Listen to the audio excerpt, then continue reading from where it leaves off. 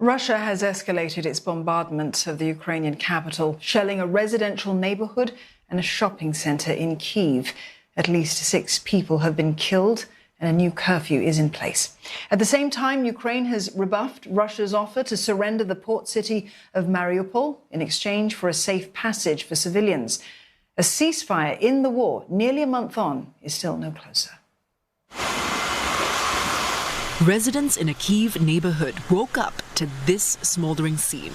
Shelling near the city centre destroyed a shopping centre, leaving a crater several metres wide. Firefighters and soldiers are combing through the wreckage in search of victims. Я не можу розказати, бо моє дитя оце робила тут. Оце.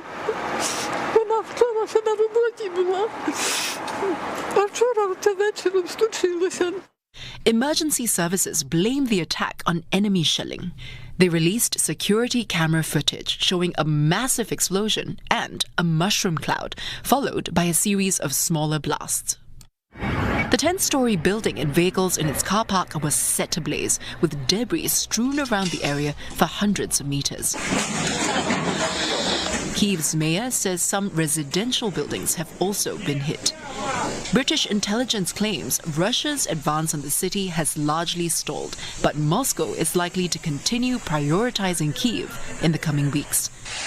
In the eastern city of Sumy, residents have been told to seek shelter after an ammonia leakage at a chemical factory. Officials say a tank of the poisonous gas was hit by Russian shelling, but Moscow says it was Ukrainian nationalists who had caused the leak. Fierce fighting is also showing little signs of easing in southern Ukraine. Authorities have rejected Russia's ultimatum to surrender the besieged city of Mariupol in exchange for safe passage.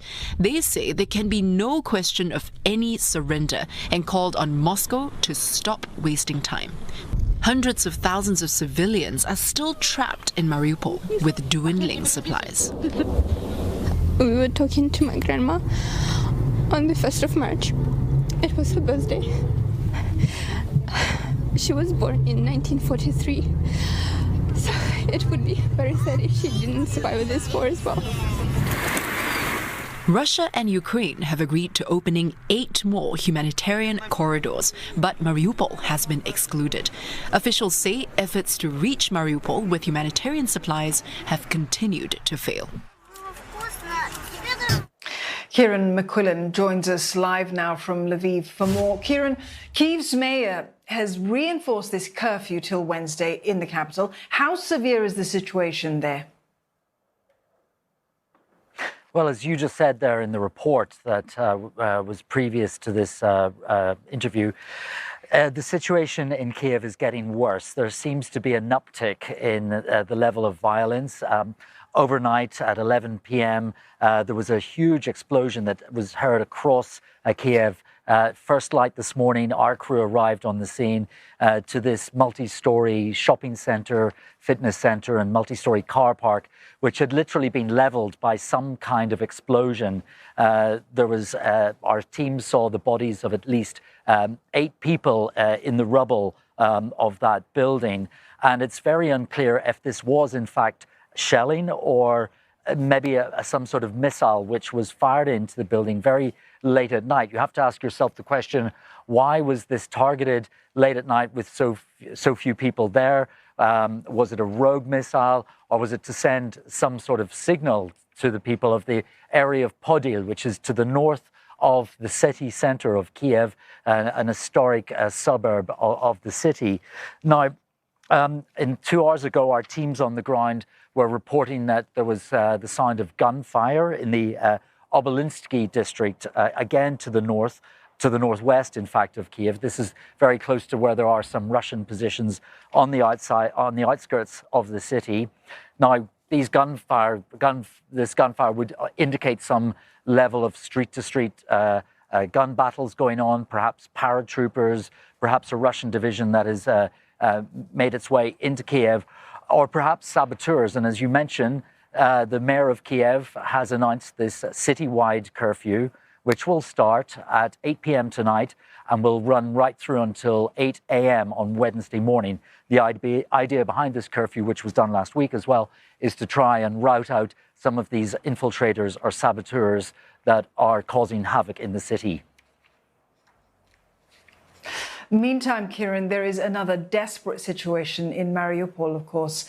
How has Ukraine's rejection of surrender of this port city to Russia changed things for those people who want to get out? Yes, Russia made this offer overnight with a 4 a.m. deadline. It was actually made through a Russian news agency to the people of Mariupol, to the city council of Mariupol, that if they were to surrender to Russian forces immediately by 4 a.m., that Russia would provide safe passage to the 300,000 estimated citizens of the city that are still trapped there. Now, this was rejected out of hand almost immediately by Ukraine's Deputy Prime Minister, Rina Vereshchuk, and there are some really grim stories coming out of Ukraine. Yesterday, here at the train station in Lviv, we managed to speak to some of those displaced people who have managed to make it to the relative respite of the city. They were telling us about bodies unburied in the street, the lack of power, the lack of water in the city. A very, very grim picture being painted. It looks like Mariupol is close, in fact, to falling. And yesterday there was a trickle of people that came out, 8,000 according to one report. That's not a trickle. That's a trickle. Sorry, not an exodus. If the fall of this city is imminent, it really is a desperate situation for those people left in Mariupol.